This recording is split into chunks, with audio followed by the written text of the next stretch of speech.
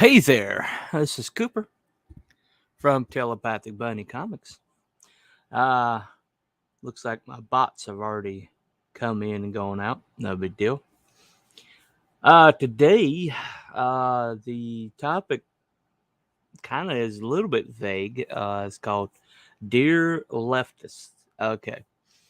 Um, I think RJ is going to try to come in here. He's a busy man, so we'll see. Hopefully he'll make it. This is pretty much for posterity unless somebody shows up. But anyway, tonight's topic was inspired by a conversation that I would listen to last night at work illegally. But I got to keep my brain active or that place will eat me alive. Anyway, but they were talking about Arrow Comics and some things that were coming up, the Long Shots bundle, which is this is like the greatest collection of comic books in one area. Hold on one second. Speak of the devil and the man shall appear. What's up, man? Hello. What's going on? I'm doing good. Just pulling a critical blast, talking to absolutely nobody at the moment. But one of my normal nights. Yeah, there you go. It's crying into the abyss, I believe I call it. But yeah, I was talking about last night. I watched your show with Randy Zim, and the part that really kind of intrigued me was when you just started reminiscing about spinner racks and finding comic books and how you had to hook up and everything and you happened to live near the printing press where most of these were printed. I went to high school in the same town. Yeah. Hold on one second. Okay. I'm here, fellas. No screaming into the void. All right, we got one in. All right. Hojo's here. We're good. I mean, if you take any comic book, any definitely, I know for a DC comic book, you can check that. Printed in the 70s. You read that little indicia line at the bottom there. You read along, you'll find it printed in Sparta, Illinois, World Color Press. Wow, that is incredible. Yeah, that's I believe I'd heard that they were like all printed like one place, and it was both. It was right around the time that that DC started the Baxter printing with New Teen Titans 1. When they had that full bleed, that's when they contracted out to Canada for those books. So the Baxter book, yeah, they went to Canada, and then everything else was still in Sparta. Sparta printed them for years after, but they didn't get everything. I mean, I had a cousin who worked there, and I'd go visit him. Gosh, this was early 90s, early 1990s. And, we'd go there, we'd have dinner, families together, and then sit down and watch TV. And about every once in a while, then he'd say, well, you want to go get some comics? I'm like, yeah, of course. And he'd just drag out long boxes of all the Image titles from that month, all the Marvel titles. I was reading Clandestine. I was reading Wildcats. Just everything. Clandestine's kind of legendary. I've heard that name a lot of places. It was a Marvel title. I can't seem to locate them. Yeah, it was Clandestine. So it was like two words. Mm-hmm. Yeah, my stepbrother had it. I never read it though. It kind of looked medieval to me. It didn't stick in my head. Yeah, right. Anyway, when you guys were talking about all that stuff, and nostalgia was thick, and it just occurred to me that we get called all these names, istinphobes, and that we're against progress or whatever that means, and that we're against diversity, blah blah blah. We all know the narrative. Yeah, but it just occurred to me that if they did listen to us and we were able to tell them just what was lost, what they destroyed, why it matters so much to us, why we're so passionate about it, to the extent that it looks like we're foaming at the mouth. You know, financially, this. I mean, they've seen, DC has seen when they print these reprints of older material that it outsells the newer material. And Dan Didio's like, we don't understand this. It's like, well, gee, Dan, let's say 1 + 1 equals 2. yeah. Maybe, hey, people like this thing, print more of this thing. Yeah, you would think that, wouldn't you? Neil Gaiman, of all people, has made the same statement. He's like, hey, that thing you did, I like that thing. Make more of that thing. And then you make more of that thing and you make more money. Of course, Neil Gaiman, his morality seems to float depending on how much somebody's paying him. So let's just especially say that when there's television works in the deal. I mean, Oh yes. Oh, you shouldn't race swap people or race swap characters unless it's my character and I'm getting paid for it. And then our character changes all the time. You've seen him change in the book. I'm like, I've seen her change once into another girl that looked just like her. But right. Hojo says Batman's the only title consistently in the top 50 for DC, all 17 of them. Yeah, Batman's the only thing they've got. What are you saying? And why is Batman the only thing they've got? I mean, why is it that people like Batman more than their other characters? Yeah, maybe we should explore that toxic white male, aesthetic there. Anyway, let's don't go too far down that road. But yeah, it just occurred to me, they didn't grow up with this stuff. Most of these people didn't even read comic books. They never were into culture. The culture didn't even hit their radar until MCU movies started making bank. Well, yeah, that's when comic books were invented. Right. And then suddenly they became a force in culture, and suddenly all the culture, they call themselves socialist or communist or whatever, but really they're just locusts. I call them locusts. Go where the nourishment is, and their nourishment is power. So that's where the power suddenly happened in pop culture, and then suddenly they all needed to be comic book writers. And let's go find it and strip it clean. That's and then we'll see what's next in culture. It's ironic we're called Comicsgate because of Gamergate, but in early the late 90s, early 2000s, early 2010s, video games had gotten so huge, and they were the cultural force, and then suddenly, boom, radical feminists all showed up, and then anybody that hated what the changes that they were making were called Gamergate, right? But the truth of the matter is that movement was pretty impotent. I mean, are they going to make their own games? Go through all that development costs? Or are they all independent millionaires that can, come up with their own, technology to make their own games? No, they were not. So all they could do was complain.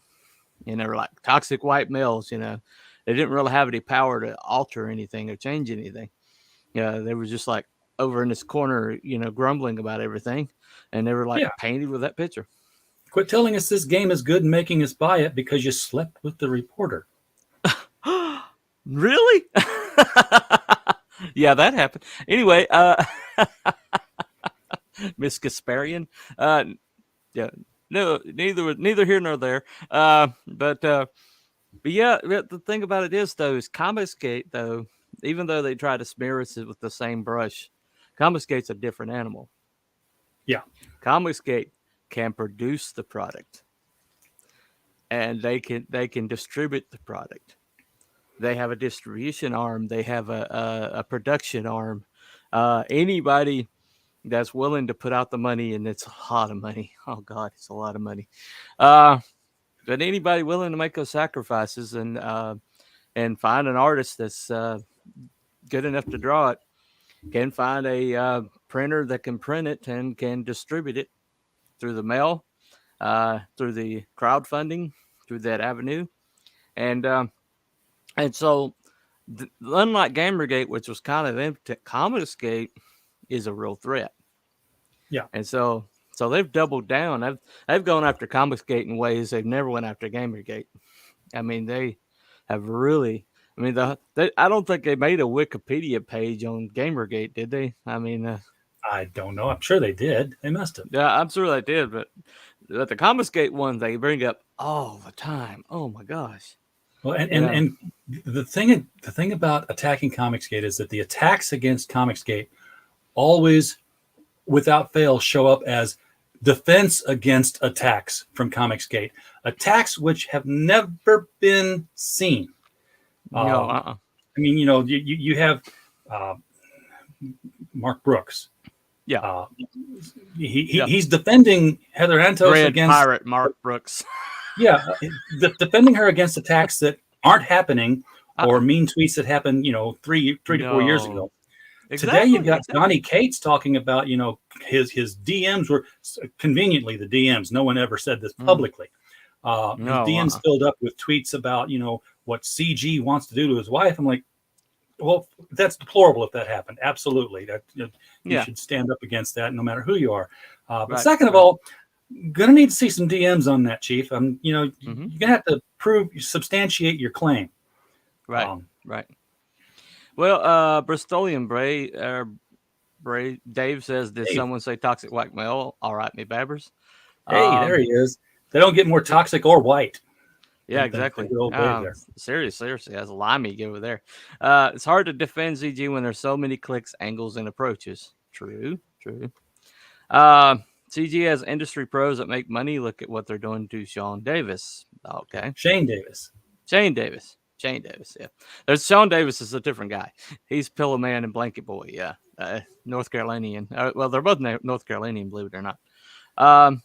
And Shane, yep, he changed it. All right. And they are social manipulators. Yes, they are. They are. They are definitely.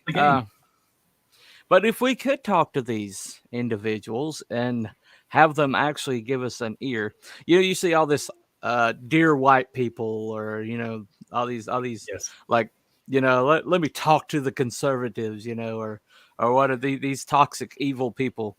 And hold on one second. Google can't keep up with my svelte voice. Okay, gotcha, man, gotcha, Hoja. But if we could actually talk to these people and tell them what the reason why we're so upset, what they destroyed, what they callously destroyed, and their urge to change the culture. What was the I guess right now in Warzone, there's always like the what do they call it, casualties of war, the collateral damage. Yeah.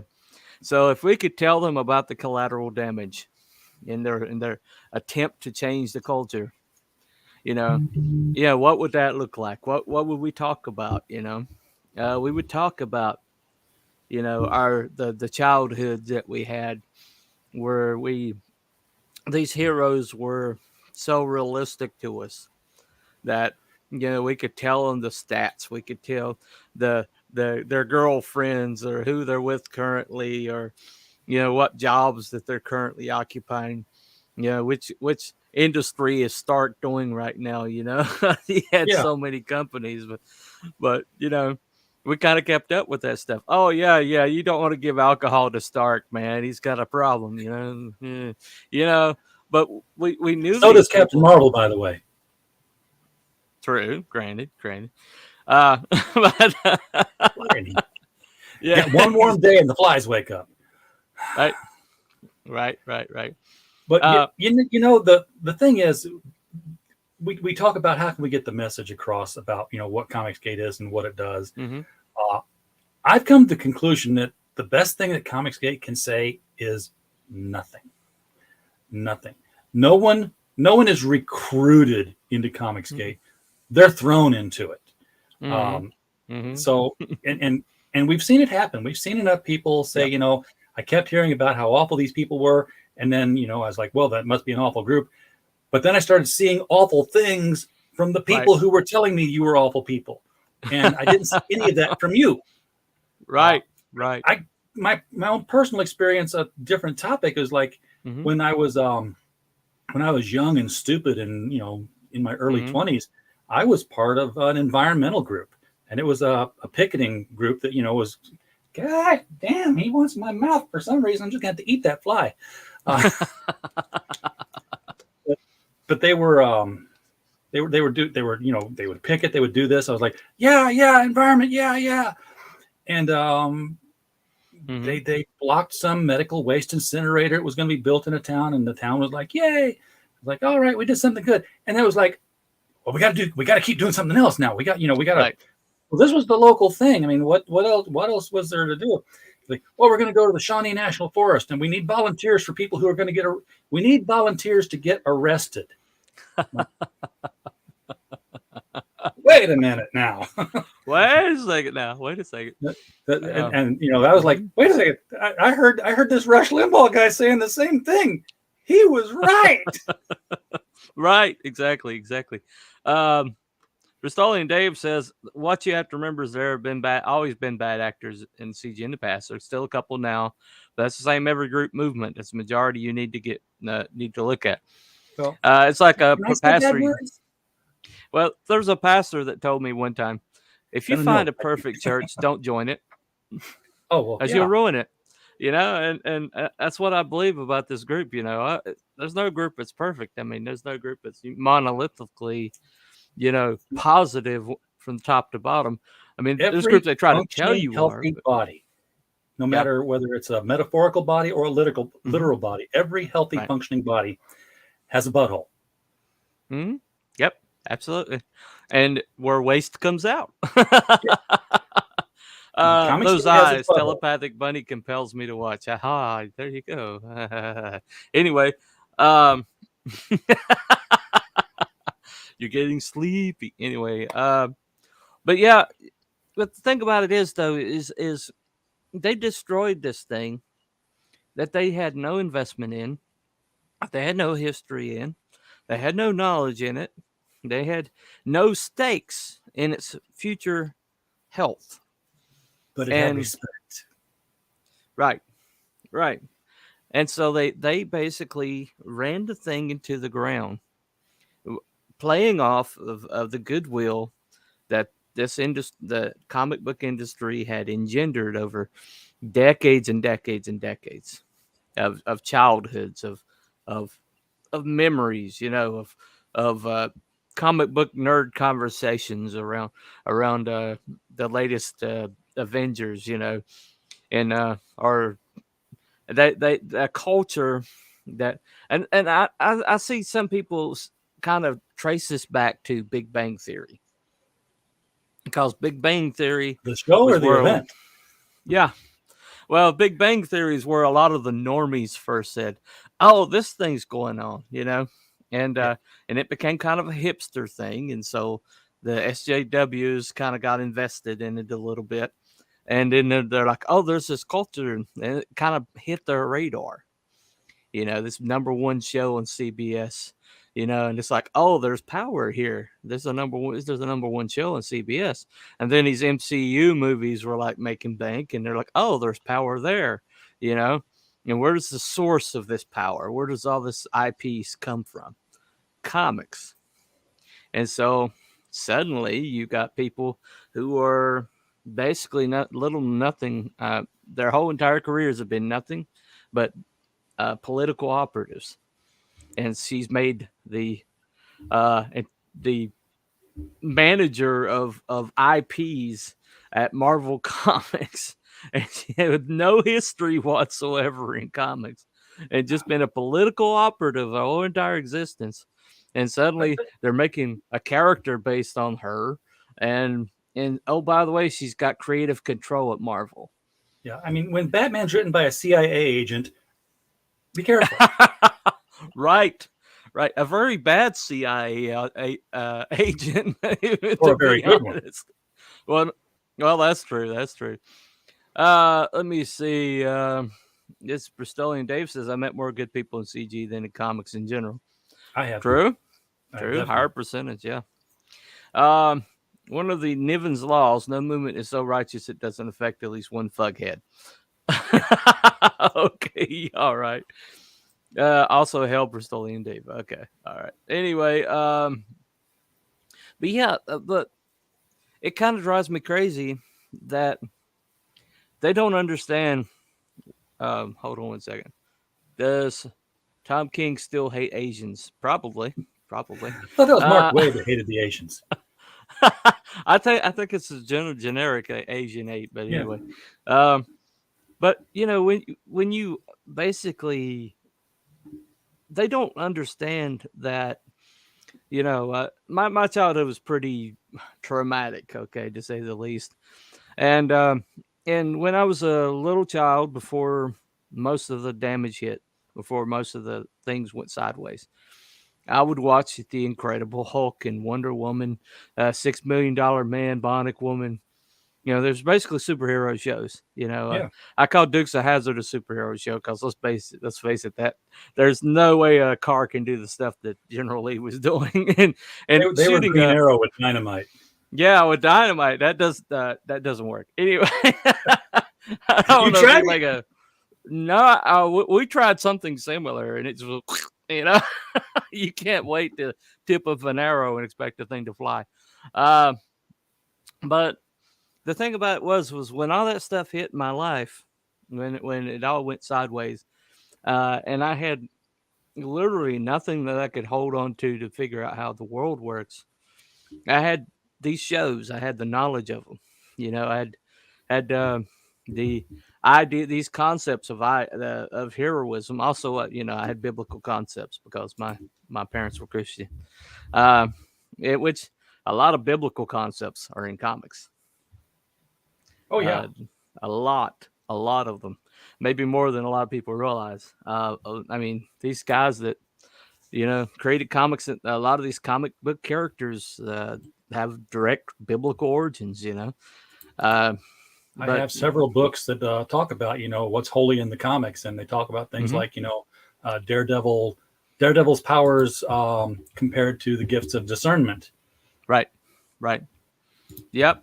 Well, I never thought of that one. I always parallel like Samson and the Hulk.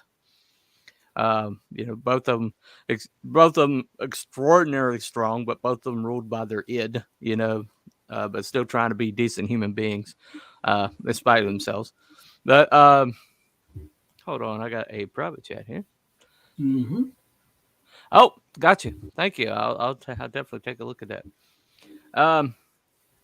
But yeah, the thing that I think is interesting is that if you were to tell them, the wonders of a Jack Kirby splash page, or the kind of the dialogue that is written by like people like Marv Wolfman and Buscemi and people like that, and the Claremont, you read these X books, and the one brain was behind it all, and so there was like this continuity there across all the books. All these people were consistent all across all the books. If you got an X Force or an X Factor book and it had this character in it, it was going to be the same as the one that was an X-Men or the one that was, if somebody from Alpha Flight showed up in an X-Men book, it would be the same person, and they don't understand because of that. These people had lives inside our heads, in the side of our hearts.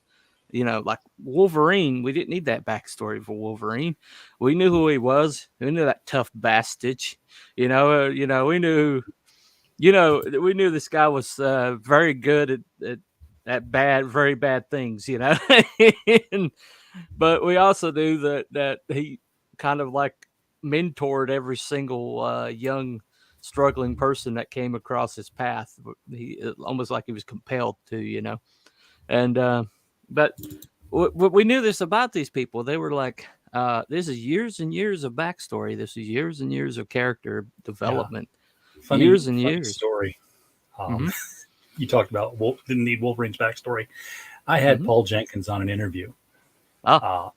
And I asked him, I said, what was the first thing that ran through your head when Marvel said, we want you to give a backstory to Wolverine, this character who's been mysterious all this time. And, it's just been Logan, and, we have amnesia and we don't know where he came from. I said, what was it like when they gave you that assignment? He's like, well, it was my idea. Like, oh, really? Pull that foot out of my mouth there. Oh man. Well, the thing about it was they several times they're like went back and said that something in his origin that we thought was established fact, like a silver fox, turned out to be like an implant, a mental implant, and it's like, she's still alive? What in the world, But they kept like messing with that, and that continuity, and it's like, oh well, this person knew him from 1812 or something, Yeah. But he didn't get the adamantium until the technology existed 10 years ago or something. So right. So yeah, it was but we knew these people, we knew these characters. Hold on one second. Does Tom King still hate Asian? Hold on one second. He was programmed to. Okay. What's the difference between Mark Waid and Tom King? Incept dates. Okay. Hell RJ, Hell Bunny, Devil Flyer, Hell Devil Flyer. Silver Ogre, the best at what he does, but what he does is not very nice. Yeah, that was the good Wolverine. Yeah, that's a good catchphrase. What he does now is introduce his 3 children as being better than him. So yeah, that's what he does. Yeah. And does he not have the 3 most boring kids in the world? I mean, yeah, pretty much. Oh, okay. Well, Dakin happens to be gay, so that automatically makes him. That's awesome. It automatically makes him fascinating. Well, anyway. at the very least, there won't be, more right, more Logan. Well, he does have the tribal tattoos and the half hair over. I mean, he's edgy. He's edgy, RJ. Anyway, but see, they don't remember reading the Mutant Massacre. No. And what a shot to the gut that was. I mean, these characters in these Morlocks, they were like book after book after book with these Morlocks in them. And then suddenly they're being slaughtered. Actual characters that you knew were being slaughtered. Like the empath lady, I forget her name, but Sabretooth. That's why they could kill her. Yeah, exactly. But because you weren't going to remember her name. I can't remember her name, but she was in several of them, and Scalp Hunter just, shot her, she was trying to project empathy into him, and he's like, well, that's where your mistake. I don't have any empathy. And he just, just gunned her. And it was just like, oh my gosh, and suddenly Angel's like getting stuck to the wall and losing his wings. And it was just like this.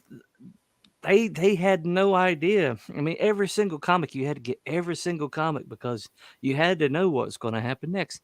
The comic that really changed my life out of that whole thing was the Power Pack comic. Power Pack was a great run. It was incredible, and they defiled them too. Yeah, they defiled them too. Yeah, but we won't even go into Super Sons. Oh, I love that book so much. To see what they've done to John Kent just breaks my heart. Well, see, they don't know. They just don't know what they're just destroying, and that's what makes it so bad. It's almost like kids going into a cathedral and that's been around for thousands of years and desecrating it. Yeah, and then wondering why people are upset with them. Here's wine. It's just an old church. Yes, and it's just an old church. I don't know what you're talking. Why everybody's upset? It's like they make, and because they don't know the history. They don't have any history. To me, Weapon X graphic novel was definitive origin story for me. Okay. Belmont Press says hello. Yeah, Belmont. And they hired people that haven't actually read comics. True. Yeah, they hired people who haven't actually read comics to sit there and tell you that you don't read the comics. Right, exactly. Not only have they not read comics, they haven't read, period. That's what gets me. They certainly don't know how to edit. They certainly don't know how to edit. No, they don't. Sure, take someone on as an interim and train them, but they got to at least have actual interest in comic books. True. They wrecked Power Pack 2. Yes, they did. They did. Well, first of all, they're all grown up now. Right. They aged them up in their late teens. Peter Parker's still Peter Parker age. Right. Yeah, I hate when they feel like they have to age characters. Power Pack could have stayed Power Pack forever. They could have. Yeah. I mean, it's like, I don't know, how old is Franklin Richards now? Is he in his late teens? What moment is it? Who's writing him right now? I mean, depending on who's writing him, Archie stayed in high school for decades. Exactly. But I always point back to the new Teen Titans in the DC universe. As soon as Dick Grayson put on that Nightwing outfit, that's the moment it happened. There was a clock started ticking. It's like, he's grown up. Something has changed. Now there's a new Robin, and since they didn't get to keep that Robin for very long, right. He got killed. Yeah, and then had to get a third Robin, but then the second Robin shows back up, and he's all grown up, and it's like, how old is this Batman now? He's right. Yeah, you think Bruce Wayne would be like aged out by now? It'd be Batman Beyond age. Yeah, right. Hold on 1 second. Instead, it's what story do I want to tell, and how can I use these old characters to do it? I know. Let's switch them up and retcon any history they have. Yep. Yes, because all these characters are nothing more than a ventriloquist dummy for the speech I have prepared. Hell, Greg. Right. Exactly. They're just a puppet for my ideology. You didn't like that book, you're a bigot. Nope, you're just a shit writer. What's a comic? Yeah, thanks, Belmont, for that. Belmont Press, human that tells joke on stage for a living. Yeah, that's a comic. Yeah, right. I wonder why your book's not selling, Belmont. Nice. He's almost funded. I'm kidding. But anyway, yeah, but they just desecrate these characters. They just like, let's make Captain America say Hail Hydra. Oh, why's everybody upset that he said Hail Hydra? Oh, we're going to. That could have been an interesting story. That could have been oh my God, somebody screwed up the timeline and we've got to fix it kind of story, which is what it tried to be. Right. That's what it tried to be. Yeah. Yep. Until I'll do all Marvel Now, people started complaining and they wrapped it all up in like a whole arc in just 2 books. Well, Marvel's problem with the books and the movies is that they don't have a single unified pair of ears on what they do. When I've had LCS guys tell me this on our LCS guys show, when Marvel movies were coming out, it was sending people into the comic shop saying, "Oh, they still make comic books? Yeah, I'll go get that. I want this Captain America book because I've seen Captain America in the theaters." And he's like, "Well, here he is, but he's a Nazi now." Like, well, I don't want to read about him being a Nazi now. Like, give me Iron Man. Well, okay, here's Iron Man, but he's a teenage black girl now. Well, I don't want that. Thor, give me Thor. Thor's a god. He's immortal. Yeah, about that. He's a woman now. And, well, didn't a guy bring it up in the like a meeting where the Diamond Distributor meeting, and somebody brought up to the Marvel people, I can't sell this shit. Yeah, I can't sell it. This is not what people are going for, and they basically called him a bigot. Yes, that happened at the Retailer Summit. Yeah, and they continue to do it. I mean, what's going to be the next big Marvel movie that hits the screens this year? Doctor Strange, Multiverse of Madness. Want to go buy some Doctor Strange comics? Great, he's dead. Read some Clea comics. You'll like that. Yeah, exactly. I believe what is his name? Stefan Valise pointed this out, and I never thought of this. But he says the reason why the movies and the comics are never going to feed into one another is because they're not directly connected. He says, but the reason why manga and anime work so well together is because they are connected. There's enough anime being written to feed enough manga being written that it feeds the anime, and so they could have like several series of just like one volume of a manga being written, and then it all follows each other. The what's in the manga is in the anime. Yeah, but you know what? It didn't have to be that connected when we did Batman 89, when we did Superman 77. Right. That drove comic sales. It's just that for whatever reason, Marvel has done a 10-year-long, multi-billion-dollar commercial for a product they don't sell. Right. Exactly. And it is weird because the reason why they infested comics was because of the MCU movies. But then the MCU movies were driving stuff towards the comic shops. They had destroyed the source material to where the cultural impact was lost, and basically the movies were cast adrift and became their own thing.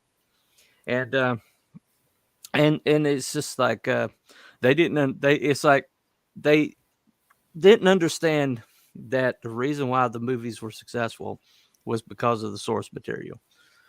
They just thought the movies were the important thing, and the source material was like something they could play with, and something they could alter, something they could change. Well, it's been that way for years, though. Really, I mean, even in the late 70s, there was the joke that Fred Hembeck would do a strip, and Brother Power would walk into it, and Hembeck would say in the strip, "Hey, what are you doing here?" He's like, "Oh, my trademark is getting ready to expire, and I have to show use, or else they can't continue to keep me." And that was the whole point of the Fred Hembeck humor strip. But people talked, even then, that the comic books were simply there to keep trademarks alive for the money that was being made on lunchboxes and T-shirts. And action IP farms. There's IP farms. Yeah. And they just have to show use to keep that trademark. Okay. Gotta highlight this one. Dear lefties, hey, I'm left-handed. well, thank you, Peter. That's not exactly what I meant by leftist, but okay, well, there you go. Biggest problem is that they are owned by globalists. Hojo says Marvel needs a gym shooter. They do. They need a gym shooter. Peter Palmiotti, I'm right-handed. Let's fight. Okay. So we're having a Hojo, no doubt, and all right, anime. Okay, I got an anime hater. Or arm wrestle, that might work. And Peter's a lefty. Okay. Yeah. If the US had an anime industry like Japan does, then basically we'd start getting animated series of Batman and Superman and Spider-Man that would start back with like, hey, we're following the comics just like animes follow the manga. And you would have just, months and months of new adventures that would be serialized. Well, it's about like a KK coming into Star Wars and saying she didn't have any material. Oh, there's nothing written. There's nothing written. Pay no attention to these books over here. They're not canon, except that they were canon because they all had to be blessed by Lucas. Oh, man.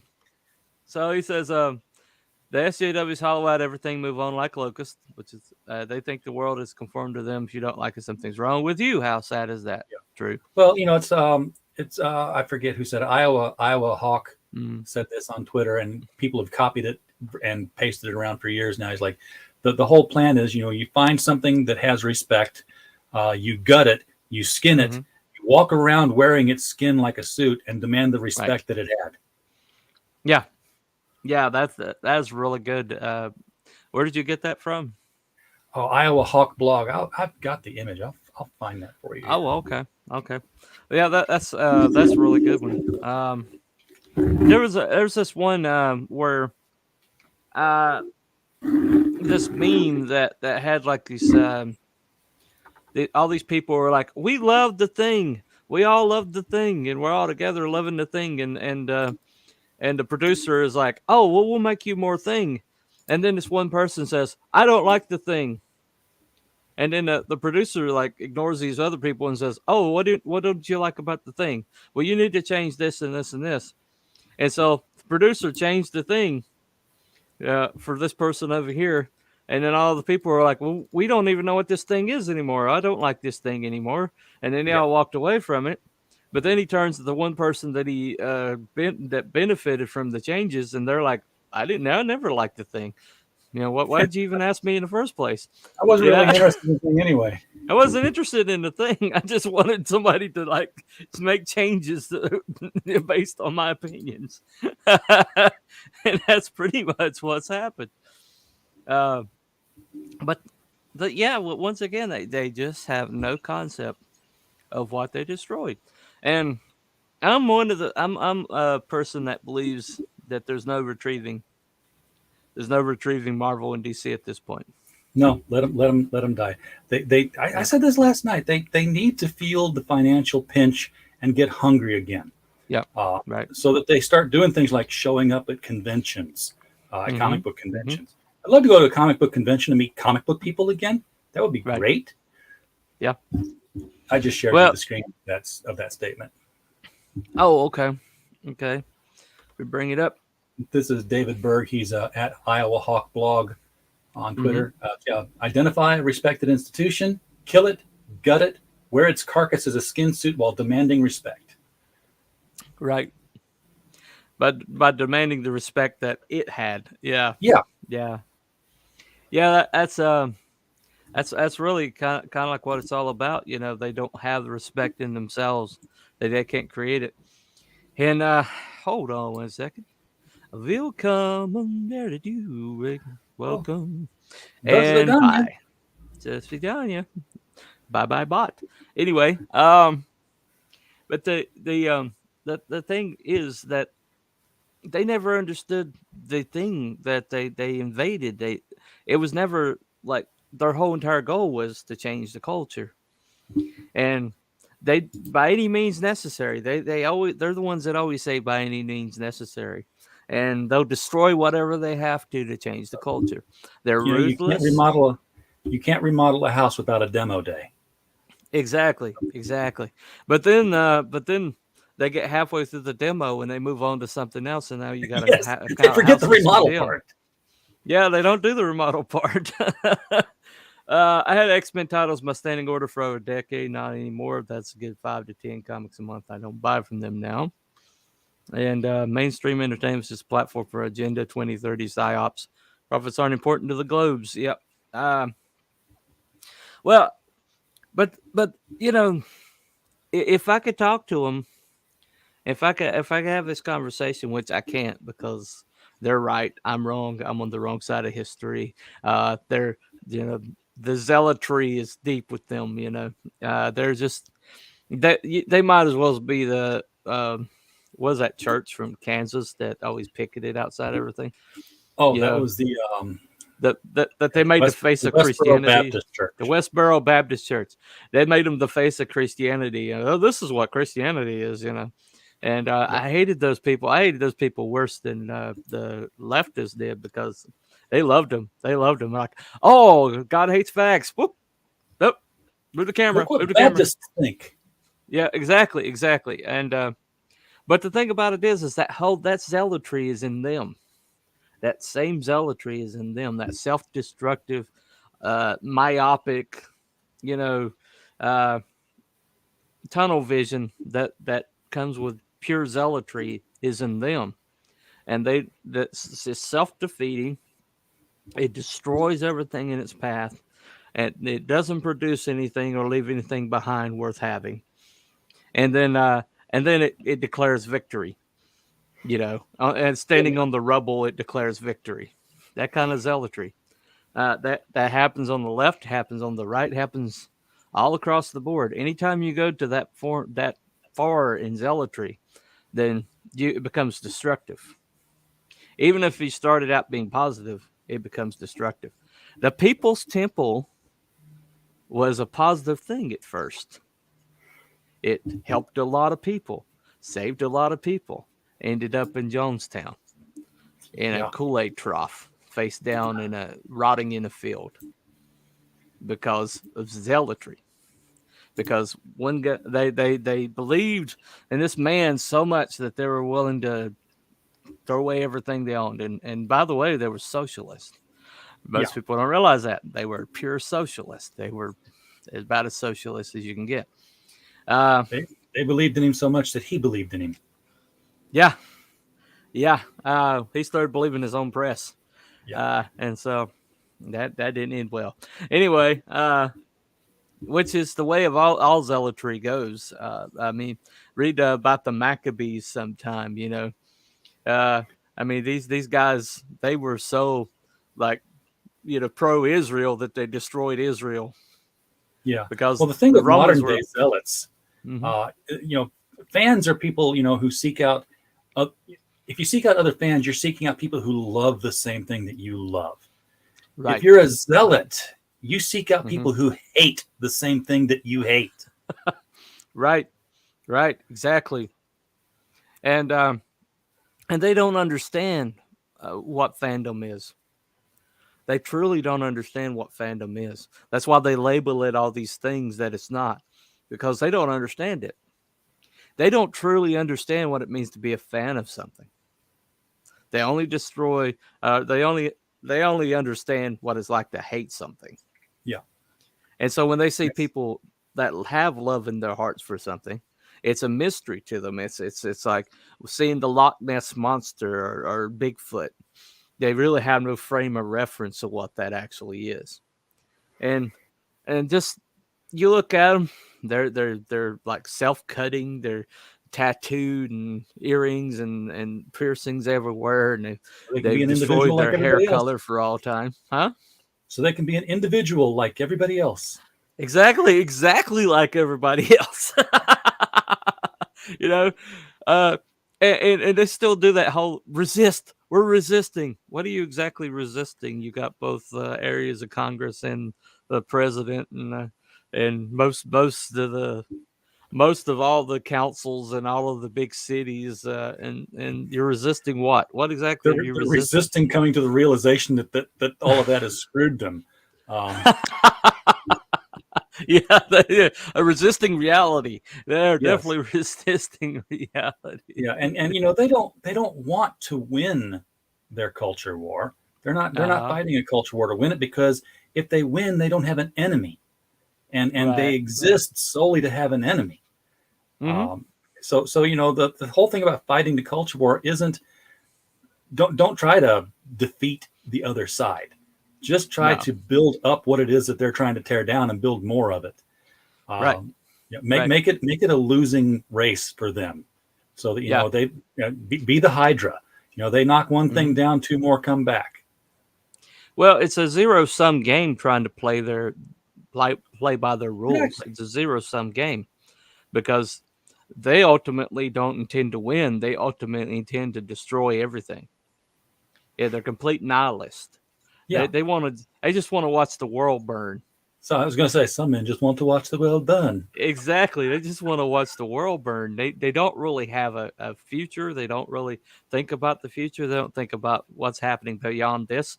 That's why you destroy energy independence in a country and then go begging the people who chant death to America every day to back you up. You know, I mean, that's how that happens. No thought for the future, no thought for longevity, no thought for feasibility, no thought for logistics, you know, no thought for anything but ideology. Shut the pipeline down, and then 2 years later, well, even if we had, you know, even if I said build the pipeline, we wouldn't have it for, you know, another 10 years. You know what? Some guy said that 12 years ago.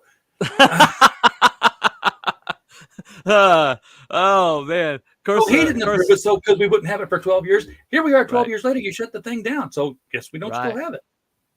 Yeah, well, you can't build a wall in less than 10 years either, can you? No. But came close. Came pretty close. Greg's just burning up my chats over here. I gotta start, you know. Hold on 1 second. Greg's ready to fight. He's ready to go, man. This is his subject. Wake me when people are ready to run all the traitors and infiltrators out of the country. Okay. The ones who will be on the right side of history are the winners. Yeah. Always. Yeah. Mm-hmm. That's why the globes don't care if you catch them in lies, because their lies will endure long past our lives. Right. it's always kind of bleak when you follow Craig here. Anyway, it'll just be those old bitter men bitching about a group of people. Right. And truth has no value in a society built on lies. Okay. Ristolian Dave, I'm a big believer in the horseshoe theory. You go too far in any direction, you end up being in a massive cunt. Right. I'll talk about that in a second. Wars of fault, be warriors. Hojo says they have fealty to their political party. It's about it. Everything boils down to identity and ideology. And warriors kill enemies. Okay, Greg. A flesh vessel requires sustenance. Be back in a bit. Good to know. Okay, thank you for filling us in on that, Greg. It's simple. They hate America and everything it stands for. Yeah. It's quite deep for a comic book discussion, by the way. There you go. You know the pendulum theory, right? Oh, yeah. Yeah. Well, most people that don't understand, if you ever see a pendulum, the more you swing it to one side or the other, the closer it comes to the apex, the closer it comes to being on the other side of the other. And that's the pendulum theory. That means that if you go too far in one direction, you wind up on the other direction. And the backlash of one period is going to be worse than it was the last time it was on that side. The thing is, if you leave the pendulum alone, entropy will eventually just, it'll land in the middle. Yeah, but it's the activity that causes it to go. As long as it's powered, apex, right? Energy. It takes energy. Ristolian Dave says, "I think my people should just start colonizing everything again." Canada. Yeah, I'm serious, man. You own like most of the country or the world at one point. The sun didn't set on the British Empire for a reason, my friend. So anyway, except for that little pesky colony that kind of like rebelled against you. But anyway, that's neither here nor even then they have Canada. Come on, they have the Queen on their money. They're British citizens. Right. Exactly. But yeah, the thing that I kind of like, I got from your conversation last night was they don't have these memories that you guys do. They don't have these. They don't have this background, this deep lore of watching a truck go by with Batman on the side of it, knowing that that's heading somewhere. And there came a generation that remembered not Joseph, and boy, that generation came up fast. Right, exactly. Hold on 1 second. Sorry, that's the veteran in me. Balance is required. One party and dominance is not good for everyone. True. And so this is how democracy dies. The thunderous applause. Yep. Wow. This is everybody on the tip of the Titanic clapping their hands saying, "We're saved." Yeah. The ship will never sink. The ship can never sink. Yep. God himself can't sink it. And God's like, "Oh, okay." You just draw a little line along the hull here with this iceberg. Yeah, let's just there's a big this iceberg in my acquaintance. Anyway, one thing about it though is this has always kind of stuck with me. Is there's a metallurgist finally got to take a look at the metal that made the Titanic, and the ship was bigger than their ability to make the metal to go in it. And so most of the metal in the Titanic was inferior. No, just good Irish steel. Yeah, I read it. I read this article, and it said that the reason that basically the Titanic was floating around, it was basically an egg ready to crack. And the ship that should never sink was flawed at the first, and before it even left the dry dock, it was doomed to wind up on the bottom of the Atlantic. So there you go. Yeah. It gives food for thought, isn't it? Yes, it is. Don't ever be too confident in something. Don't ever be too confident in anything that something's unsinkable. Because, if you told me 10 years ago that Marvel and DC would not even have books in the top 10 of comic sales worldwide, I would have told you you're nuts. Yep. Because just 10 years ago, they were making, they had million dollar books. I mean, million selling books. That's just 10 years ago. And I think it's just the SJW infection has just been what, 6-7 years, and it's going down this far. It feels like it all started in 2016. Yeah, it seems like it did. I mean, there was an election, and suddenly everyone just lost their damn mind. Lost their minds. Because everything is preordained. We know how this is going to go. We know the ending of this story, and by golly, somebody flips the script, and people's worlds just change. Right. Well, they thought they were going to have another Obama term. Yeah, they didn't care about Hillary. They thought she was another Obama term. That's what they thought, and they were so first woman president, and they would have had it their way right away. Even though she's a sociopathic monster, they don't care. They didn't care to be the first woman president. She's got a body count, but a tomato. So anyway, but I mean that woman in the parking lot, the screaming fit, that thing. We always go back to that and we're like, how ridiculous was that? But you know what? That's what all of them were doing. Yeah. They were all doing like that primal scream, but the ones that held it on the inside just like, okay, I'm going to destroy everybody that had anything to do with this. I'm going to utterly and completely ruin them, and I'm going to ruin their lives. It was revenge, total revenge. And that's basically what happened across the board to everybody that they even thought voted for Trump. Even EVS was out the door in less than 2 years. Yeah, absolutely. I was at a bookstore in University City, and the election hadn't even happened yet, and it was still the 2016 T-shirt that I had on. So Trump 2016. And I'm checking out, and there's this guy next to me. He's young college kid. Older college kid, but young, brain full of mush. Right.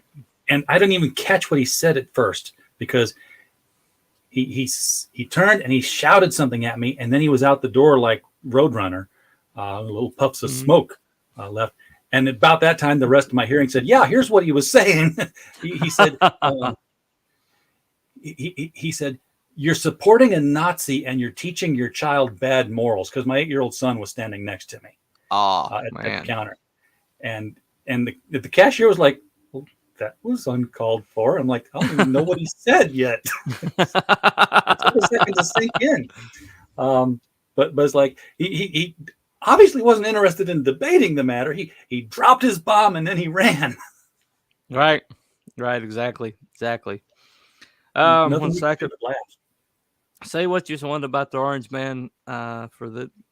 He forced them to rip off the mask of nonpartisanship, reveal what he knew, what they all were, activists. Right? Yeah. Agreed. Both sides. He revealed it on both sides. But you know what?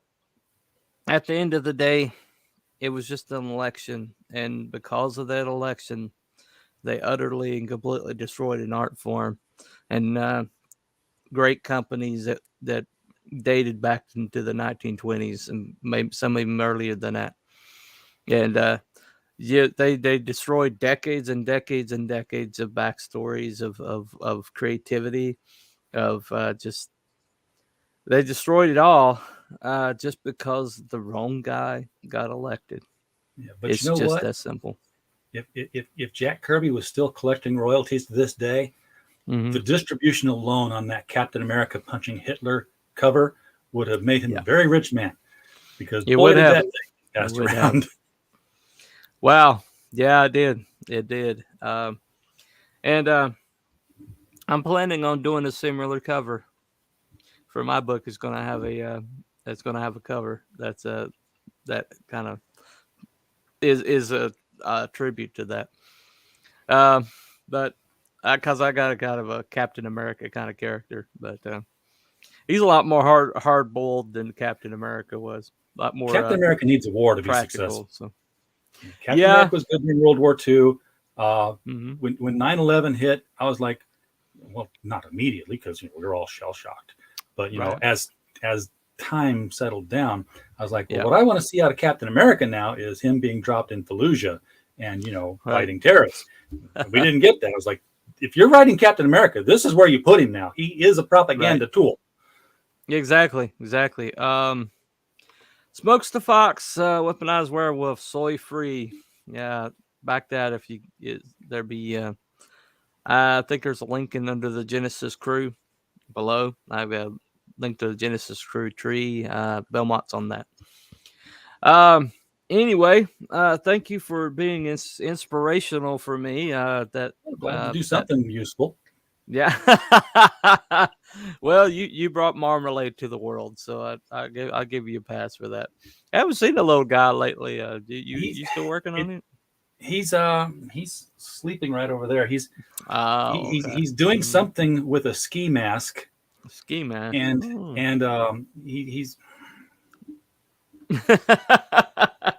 I'm not quite sure what he's pulling off here. What has he got in here? He's got this. So he's taken to wearing something like that. And, okay. No, he had a thing of apple juice, envelope of apple juice, but he had put a label on it that said malt liquor. Okay. So for some reason, he just thought he was going to start doing shows in a ski mask and drinking malt liquor from his little flask there. I haven't let him do that yet. So, I caught on to him in time. Oh well, you got to nip that in the bud. Yeah, you got to.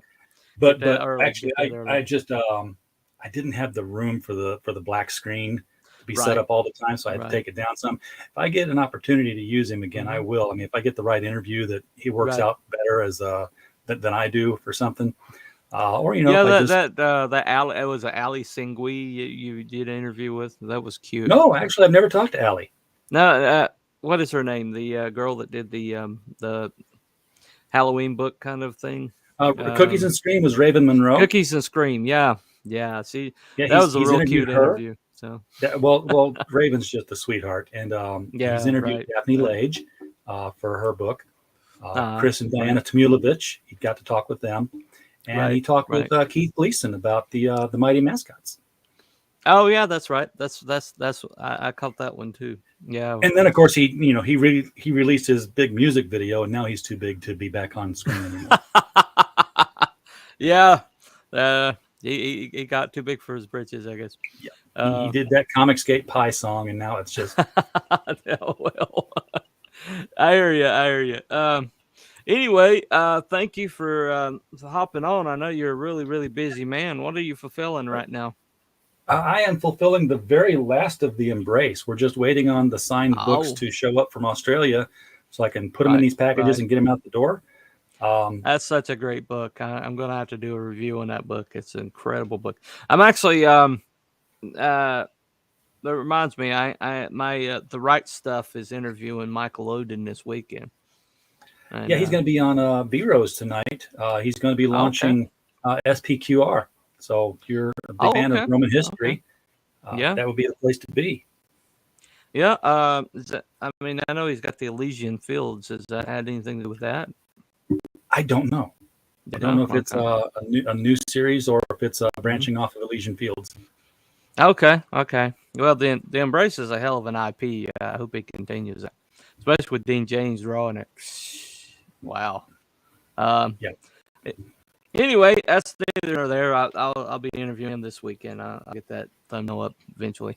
Thank you for coming on, RJ. Always being willing to help out a smaller channel, and really appreciate it, man. Try to do what I can. I'm going to get back to work.